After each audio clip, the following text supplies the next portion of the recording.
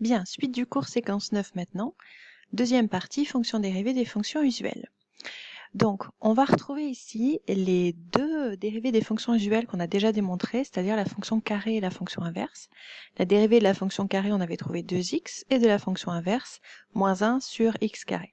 Donc, dans ce tableau, vous avez le nom de la fonction dans la première colonne, l'expression de la fonction qui correspond à côté, la fonction dérivée est ce qu'on appelle les ensembles de dérivabilité, c'est-à-dire toutes les valeurs de x pour lesquelles la fonction dérivée existe. Donc, lorsqu'il s'agit d'une fonction constante, qu'on va noter f de x égale k avec k une constante réelle, par exemple f de x égale 3 ou f de x égale moins 7, la fonction dérivée, ce sera toujours 0. Pour la fonction qu'on appelle la fonction identité, c'est f de x égale x, qui à tout nombre fait correspondre lui-même. La fonction dérivée, c'est f de x égale 1. Les fonctions affines, f de x égale mx plus p, avec p et m des constantes réelles, f' de x c'est m, c'est-à-dire le coefficient de x. La fonction carré et la fonction inverse, je ne reviens pas dessus. Les fonctions de puissance, donc x puissance n, où n appartient à n étoiles, donc x carré, x au cube, etc. etc. f' de x c'est n fois x puissance n moins 1. Donc ce qui était en puissance descend devant le x et on diminue de 1 la puissance. Pour ce qui concerne 1 sur x puissance n, donc 1 sur x carré, 1 sur x au cube, 1 sur x puissance 4, etc. f' de x, c'est moins n, donc c'était la puissance de x, sur x puissance n plus 1, on monte la puissance. Et là, c'est défini partout, sauf en 0.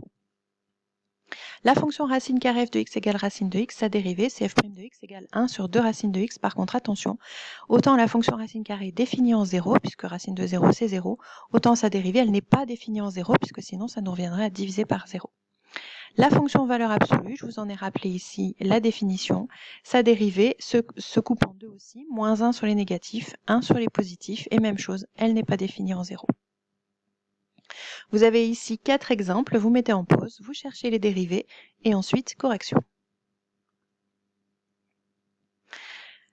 Vous avez un visuel sur les corrections, donc x au cube, je fais descendre le 3 devant, je descends la puissance de x, donc de 3 ça devient 2, 3x carré. Même chose pour x puissance 5, 5x puissance 4. 1 sur x carré, donc j'ai le moins, le 2 qui était la puissance de x, et le x qui est en bas, je monte sa puissance, moins 2 sur x au cube.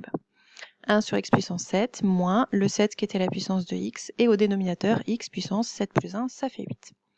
Pour jeudi, je vous donne pas d'exercice à chercher. Par contre, toujours préparer l'évaluation de vendredi 27, durée d'1 heure, avec la calculatrice à faire dans la journée, et je vous ai mis en pièce jointe une fiche d'exercice avec des corrections.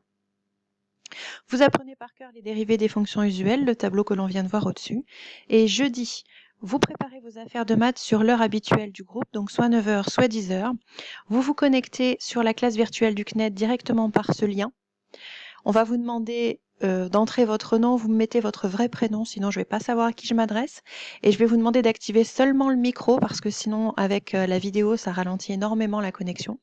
On va essayer de travailler ensemble un petit peu moins d'1 heure, puisqu'après j'aurai le deuxième groupe à 10h, donc 9h, 9h50, 10h, 10h50 à peu près.